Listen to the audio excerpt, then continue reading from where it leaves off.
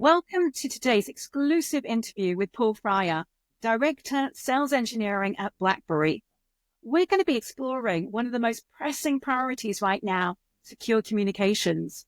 And with cyber threats growing more sophisticated and sensitive information under constant risk, the need for robust, trusted communication solutions has never been greater.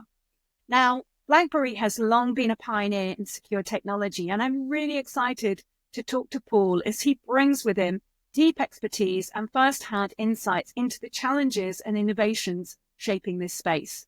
From addressing vulnerabilities in consumer-grade tools to leveraging cutting-edge technologies like artificial intelligence, this conversation is going to uncover the evolving landscape of secure communications, the risks companies face, and the bold steps BlackBerry is taking to ensure that data and conversations remain private and protected in a world that is more connected than ever. Paul, welcome. It is absolutely great to have you here.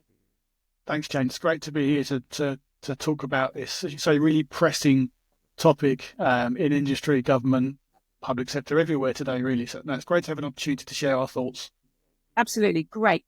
Well, recently on LinkedIn, I polled my community and I asked them what exactly secure communication meant to them. And interestingly, the top response was protecting data privacy. So I really want to start by actually looking at exactly what secure communication is, what it means for businesses today, and why is it such a significant focus for BlackBerry? Great question and an interesting choice selection from your audience. Yes.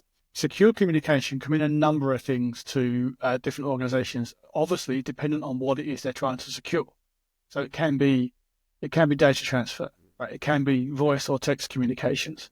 So it really does depend on what they're trying to achieve, what's sensitive to them, who's sensitive to them as an individual, which is equally as important, which I'm sure we'll cover. But what does it mean to BlackBerry is a really great question, because if you look back to our history, as you mentioned earlier, we have been about secure communication in one way or another from the founding of our business. To secure emails on a device, to managing devices and delivering secure applications to those devices. Secure messaging like BlackBerry Messenger, right? The very first instance of truly secure, encrypted, end-to-end encrypted data stored messaging platform. We then move on to things like device management, as I touched upon earlier. So, as you know, we'll make the comment, we no longer make phones, haven't done for a number of years, but we still maintain the security and the software that we deliver to manage handsets across the different landscape of both manufacturers and organizations. And then we think about, well, at what point do we need secure communications? That could be, let's say, an exec level phone call. It could be something in government, public sector or military. And let's be clear, we're not talking about replacing in the field communications for military. We're replacing maybe high-ranking officers or individuals within services to have a conversation that may, at the moment, require 2 or 3 phones. And an industry and business can try and tailor that down to 1 or 2 handsets. So it's when do we need secure communications? Do we need it within a critical event? So are we looking at a critical event, be it a geological event, human events such like a mass riot or a protest, or are we looking at a cyber event, data threat, exfiltration issues, or the like? So it really does depend on what the issue is, what the industry is, and at which point are we thinking this needs to be secure. And I would also suggest it's down to vendors and industry to help guide the customer or the individual or the organization through the process of defining where that's important, where it's essential, and where it will actually help them rather than cause them a hindrance in running their businesses or public sector areas. And why, I've got to ask you, why can't we use free consumer grade communication tools like, WhatsApp, Signal and Telegram instantly spring to mind? What are the disadvantages with these types of tools, when we're talking about these types of scenarios and where secure communication really kind of is needed? There's a couple of things. There's a lot of organizations, I'm sure, still use consumer-based, publicly downloadable and accessible tools to run different areas of their businesses. It may not be the core area, different areas. I'm sure that public sector organisations also use it, although maybe to a lesser extent, but it still is something that is used within other organisations. The challenge is a couple of things. One is the sharing of information, or the exposing of information, should I say, that would lead someone to be able to understand who you are, where you are, who you're talking to. So we're talking metadata, IP address, telephone number that's in contact. WhatsApp and Signal will tell you that their conversation is encrypted. It is once the traffic flow has started. So, and start the traffic flow, we have to send some sort of connection to a number, a name, email address. The metadata of that is exposed and held by, let's say, WhatsApp, held by Meta, who own a number of other social media platforms. What could they do with that data? So the challenges are not necessarily does the conversation happen, but what am I exposing whilst having the conversation in that platform? And where is my control and audit point within that conversation? So if someone leaves, there's a very, very famous government issue with WhatsApp where someone left and data and messaging was left in play. We have the ability as vendors out in the field, and certainly we do, whereby we can control who then removes that data, who can then access that data. We may not be able to see it as the vendor, but the organisation themselves can have access to the controls around that data as well.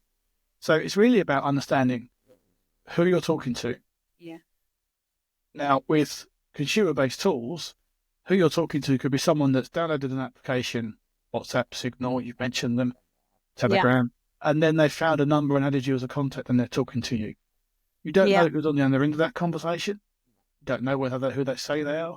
And that's the second risk around using these sorts of tools. Because they are publicly accessible, they are able to be used in both positive and nefarious ways in a communication, in an ability or an attempt to have a conversation or share communication with somebody. Yeah, it's really interesting. Two things kind of spring to mind for me. Well, one is a scenario. I remember like years and years ago when I had my penetration testing company, and it's an unusual engagement actually, because we were looking after royalty, my company. And for them, it was very much it was very much about not getting access to the diary because lives were at risk. So very different scenario to the ones that you mentioned. But there are multiple scenarios where secure communication is absolutely vital. The other thing that springs to mind is AI and the advancement of deep fakes. So knowing exactly who you are communicating with on a secure communication is vital. And of course, with when you're not using those free consumer grade communication tools, you're not at risk because you know exactly who you're communicating to. Absolutely, yeah.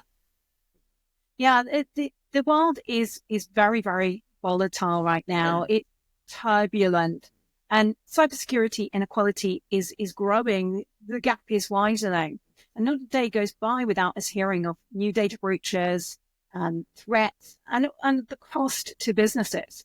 And we know that cyber attacks are up on last year. We know that hackers are becoming more sophisticated, with their attack techniques, especially with the use of AI. And I just mentioned deep fakes. The other thing also is that regulators are really clamping down, and the whole regulation field is becoming so complex. And what I'm seeing organizations actually demanding solutions that can keep pace, with all of these advancements. So what I'm really curious to know from you, I'm curious to understand the specific challenges secure communication is really designed to address, and how exactly BlackBerry is keeping pace with all of this change. So you mentioned a couple of key points there, and let's go back to the deepfake comment you mentioned, and that kind of obviously you're leading off from what we talked about earlier. There's the known unknowns. So know who you're talking to, understand the communication flow. How do you deliver that? Now, as we talked at the top of the conversation, secure communications isn't just about can I talk in an encrypted manner? Because as you just mentioned, breaches are happening. Breaches are happening in telephony organizations, in ISPs, globally, infamously one recently in the States. And what they're doing is sitting on the network and listening for metadata relative to, or traffic flow and metadata relative to an application such as WhatsApp, Signal, Telegram, any of those sorts of things, and then looking at where people are, who they're talking to. So it's not necessarily just about, is my device vulnerable? Is the infrastructure vulnerable? So what we look to achieve, and how we deal with this solution is in a couple of phases. I mentioned device management at the beginning of our conversation to UEM with regards to BlackBerry's device management.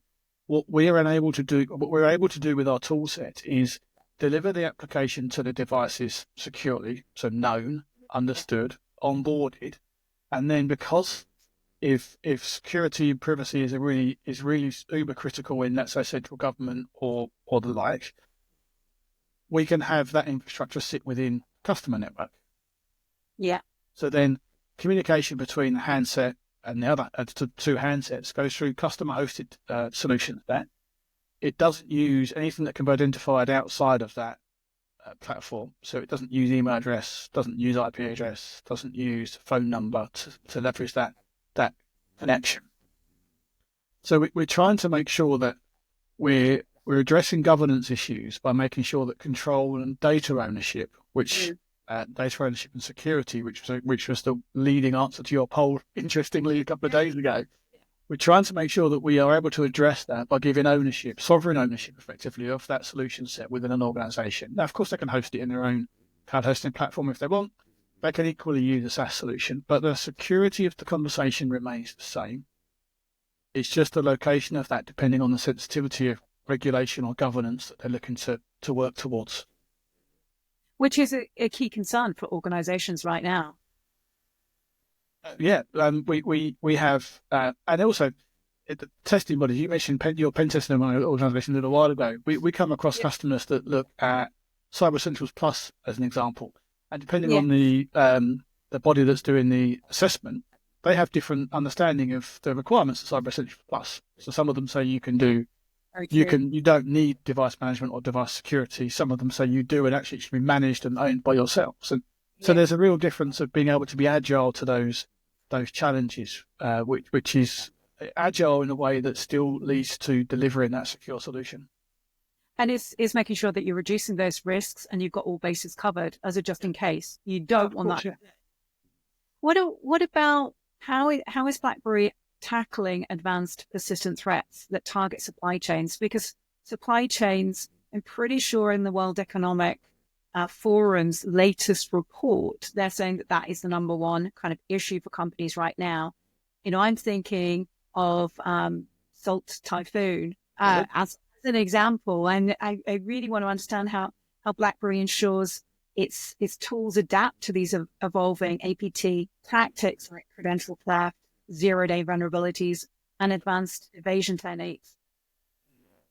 I suppose quite nicely, we don't have to evolve to resolve those solutions, because the platform that we deliver is designed such that it isn't vulnerable to those situations. So if we take Salt Typhoon as an example, I kind of alluded to it just now. Effectively, it was a vulnerability sat in the carrier network listening for traffic flow. Now, this is the whole point around the consumer-based tools say they are and do deliver end-to-end encrypted conversation. But the standing up of that communication flow and channel, it still exposes data to that network.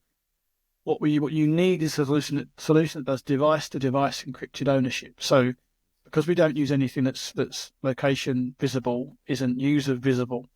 When we send the session request, the handsets encrypt the data end to end. It doesn't actually sit and reside encrypted on any other platform that would enable it to be man in the middle, as it were, or be re-encrypted on a pass-through perspective, because it doesn't work in that way. So we allow that traffic flow end-to-end encrypted on the handsets or the devices that they're running on, and mitigating that challenge. Yeah, I mean, that's so important right now. Again, I was reading another report which was really talking about the increase of those types of attacks. So that's absolutely major right now. And of course, our adversaries are sitting on our networks. Many cases are out there where, this is happening. We're finding that more often than not. Yeah, I do a little bit of speaking for the business, and I was talking at an event a little while ago, talking about this exact problem, and the example I gave was you need, in most instances, a communication tool that sits outside of the control of your network. So an out-of-band solution set, because let's take a cyber attack, for example. Someone sits on your network watching what goes on, and you're communicating your next steps of trying to remove this individual over Teams or Slack or whatever it is they've got access to. They're going to sit, look at that data, and then adjust and pivot their tactics to mitigate what you're trying to achieve. So having that out of band and secure communication flow is critical for that exact challenge. Absolutely. Right now, more than ever, I can't agree with you more.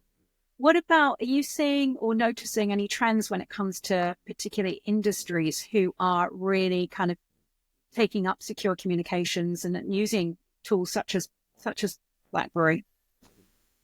I think the general consensus which we're challenging at the moment is that it's sort of public sector, central government, defence kind of things. But there's absolutely a place for this where we have any element of sensitive data, manufacturing, for example, IP around what is being designed. And we're not necessarily suggesting that every individual in that organisation has to have access to a secure messaging platform, but we certainly are saying the right level of people that have exposure to these sorts of sensitive information should have an option to have that conversation in a secured manner. We also have to think about not just the defence but the defence itself, but contractors that feed into. You mentioned third parties earlier, so contractors that feed into defence also have to work at different classification levels. So we do have organisations that have a general manufacturing arm, shall we say, and then a specialist manufacturing arm as a defence contractor. And at that point, the understanding of what is required within the same business is starkly different, and they're not. But we wouldn't see them necessarily in industry as a defence organisation, although they are contracting into that workflow. So there is a general feeling at the moment that it's kind of public sector government, but it isn't. You really have to look at what data is being shared, communicated, what conversations are being had, and also try and lead this solution set into critical event management element of what we try and deliver as organisations as well. So if we have an event that we think is a data theft that contains sensitive information, we should be able to steer the relevant responders in that issue to having a conversation, be it text or voice, on a secure platform rather than just putting them on a conference call on a public platform. Yeah, no, that's a really good point. So it's defence, it's government, it's critical national infrastructure, finance, telcos, utilities, telecommunications. I'm not sure if I said that. Worth reinforcing. Yeah. You need that. Those are the kind of key industries where secure communication is absolutely, to me, it's a non-negotiable. These threats are out there. We know that. Whether it's China, whether it's Russia, whether it's Iran, whether it's another country, we have to up our game when it comes to secure communications, because there's just too much at risk right now. And especially, I think, I mentioned it earlier, but with the geopolitical tensions that are out there, the world is volatile. It's not good. And then with the complexities of regulations, it just makes it a no-brainer for me. Yeah, I think that the regulatory element is where organisations that deliver a truly secure communications solution set should really shine in this, because it's been designed to deliver against those sorts of things. So, but we also need to make it easy for people as an industry. We need to make it easy for people to understand what this really actually means, what is required, and why things like consumer-based tools inherently run a risk to the intelligence they hold as organisations, to the IP they hold as organisations, financial data, whatever it might be. That is a risk. Every time they pick up that tool at a certain level within the organisation, they're risking exposing things that they really don't want to be. Yeah, absolutely. It's that liability. And I'm also thinking a liability in regard to CISOs, that personal liability, which we're hearing more and more now. Do you think that there is actually a gap, in terms of awareness in the market when it comes to secure communications? Do you think it's really fully understood by IT leaders and cyber risk owners? No. For a couple of reasons. I'm not trying to bash other tools, but I mentioned earlier you pick up WhatsApp to have a conversation, and the banner at the top of it says your communication is end-to-end secured. So people are being told at certain levels within organisations, whatever tool they use, this is fine. It's encrypted, it's end-to-end secure. And certainly within the IT world, because we're driven towards using certain tools for day-to-day communication, and we talked earlier about vulnerabilities and people and threat actors sitting on networks for weeks and weeks and months gathering data. Yeah. There is. Yes. Absolutely. So there is a lack of understanding, I think, generally, that at that point, tools that are included in a solution or they're publicly accessible, consumer usable, downloadable, aren't suitable to have a reactory conversation around how to respond to that threat there. In general business, in general IT, cybersecurity terms, not suitable to have that conversation of response. When it comes to defence or central government, there's absolutely an understanding. I mean, you mentioned earlier that your royal protection comment was really interesting because access to the diary. So what they're trying to defend against is where that person is going to be. As we just discussed earlier, as soon as you send a message over something that's publicly consumable, there's a possibility that someone can see not where they're going to be, where they are. Yeah. Which is higher, but even a bigger risk than just having in 10 minutes they're going to be in this location. They know where they are straight away. So there is an understanding that it's required at certain levels, but I think there is a gap around understanding of why it's important within sort of non-government public sector areas. I think that's really true. And I also think almost like our job becomes harder when we hear case studies or success stories where we have leaders who are talking about exactly what they did and how they used some of those tools. I've sat in at conferences and heard them talk about how they got their organization back online by using WhatsApp, or it might have been another one. So and then, of course, when that happens, because most companies aren't ready anyway, they don't have an instant response plan in place, they're then caught out. They think that those tools are okay to use. So it's really important that we get this message across right now. How can we do that? What do you think are the things that we need to be saying to the stakeholders involved in order to close the gap? You just raised a really, really excellent point, which I talk about occasionally. I used to, in a former life, look after DLP and data leakage prevention from endpoints, and people would come to you and say, "I need a DLP solution." Okay, what is your data flow policy around what's allowed to go where, to who, and by what means? Oh, I haven't got it written down. Okay, let's write it down. Let's define what it looks like. And this is the same really in this scenario.